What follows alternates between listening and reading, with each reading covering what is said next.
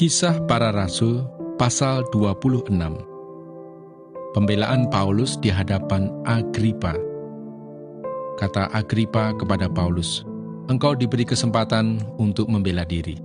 Paulus memberi isyarat dengan tangannya, lalu memberi pembelaannya seperti berikut.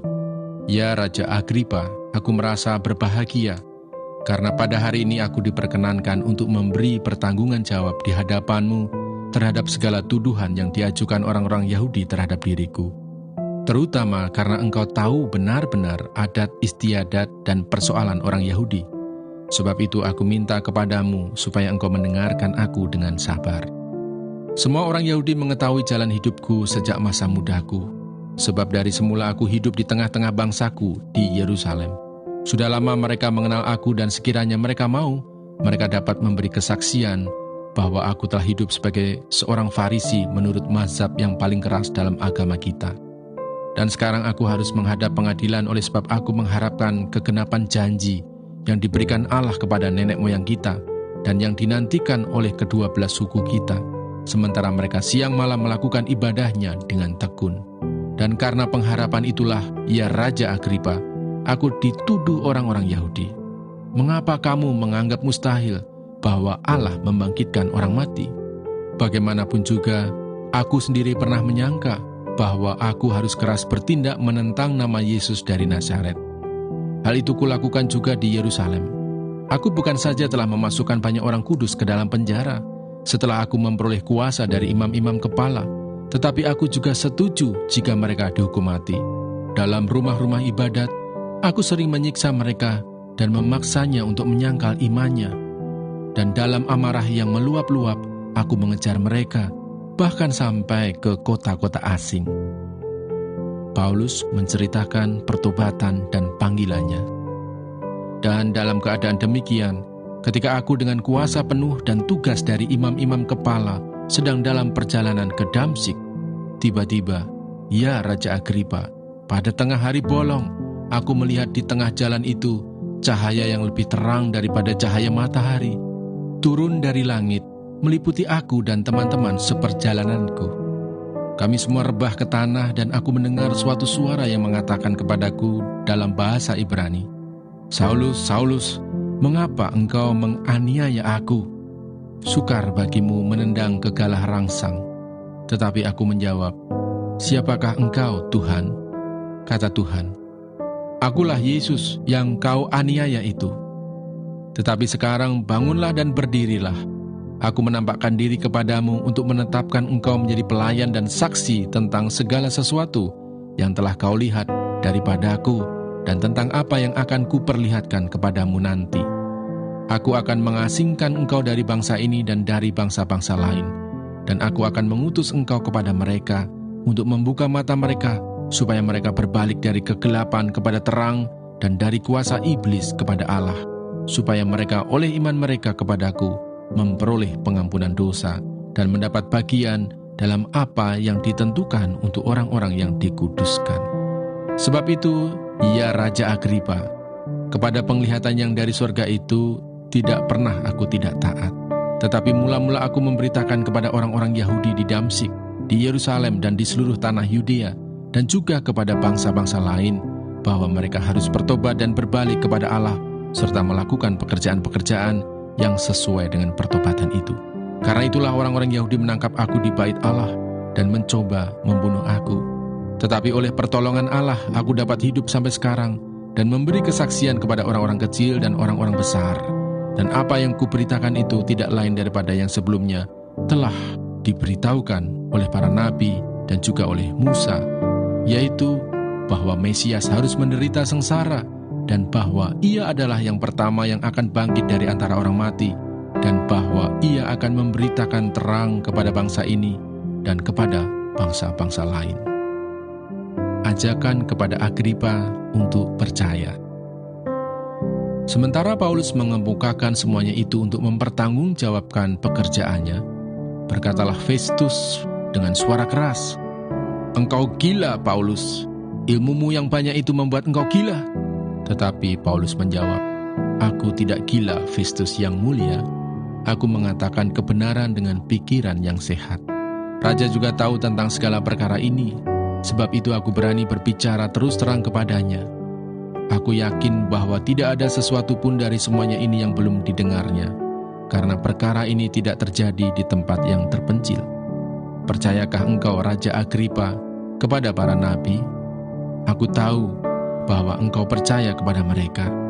Jawab Agripa, hampir-hampir saja kau yakinkan aku menjadi orang Kristen. Kata Paulus, aku mau berdoa kepada Allah, supaya segera atau lama-kelamaan bukan hanya engkau saja, tetapi semua orang lain yang hadir di sini dan yang mendengarkan perkataanku menjadi sama seperti aku, kecuali belenggu-belenggu ini. Lalu bangkitlah raja dan wali negeri serta Bernike dari semua orang yang duduk bersama-sama mereka. Sementara mereka keluar, mereka berkata seorang kepada yang lain, orang itu tidak melakukan sesuatu yang setimpal dengan hukuman mati atau hukuman penjara. Kata Agripa kepada Festus, orang itu sebenarnya sudah dapat dibebaskan, sekiranya ia tidak naik banding kepada Kaisar. Mazmur 47. Allah, Raja seluruh bumi. Untuk pemimpin biduan dari Bani Korah. Mazmur. Hai segala bangsa, bertepuk tanganlah, elu-elukanlah Allah dengan sorak-sorai. Sebab Tuhan yang Maha Tinggi adalah dahsyat, Raja yang besar atas seluruh bumi. Ia menaklukkan bangsa-bangsa ke bawah kuasa kita, suku-suku bangsa ke bawah kaki kita.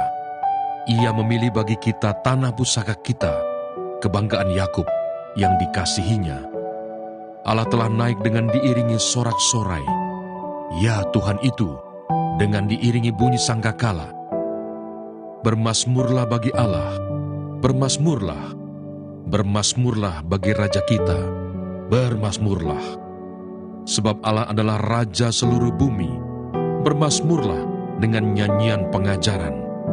Allah memerintah sebagai Raja atas bangsa-bangsa. Allah bersemayam di atas tahtanya yang kudus. Para pemuka bangsa-bangsa berkumpul sebagai umat Allah Abraham. Sebab Allah yang empunya perisai-perisai bumi, Ia sangat dimuliakan. Mazmur 48. Sion, kota Allah. Nyanyian Mazmur Bani Korah. Besarlah Tuhan dan sangat terpuji di kota Allah kita. Gunungnya yang kudus, yang menjulang permai, adalah kegirangan bagi seluruh bumi. Gunung Sion itu jauh di sebelah utara, kota Raja besar. Dalam puri-purinya, Allah memperkenalkan dirinya sebagai benteng. Sebab lihat, raja-raja datang berkumpul, mereka bersama-sama berjalan maju. Demi mereka melihatnya, mereka tercengang-cengang, terkejut, lalu lari kebingungan. Kegentaran menimpa mereka di sana. Mereka kesakitan seperti perempuan yang hendak melahirkan.